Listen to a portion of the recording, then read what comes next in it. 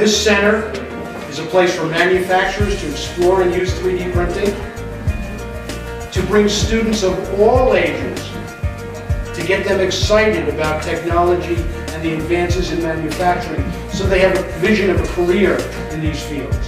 Please come and use all of our resources and help us spread the word about the wonderful resources that are available through this center to all Rockland County residents and to all residents of the Mid-Hudson region.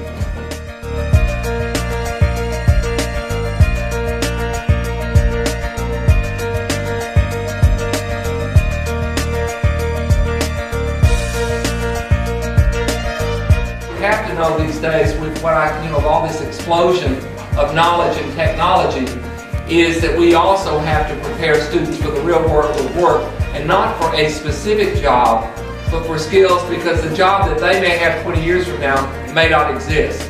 And that really is all about understanding the science and technology, whether you're in the humanities or the arts. We look at what's happening now in art, and they're actually creating art out of these three-dimensional images. It's become an art form that's now being accepted in galleries around the world.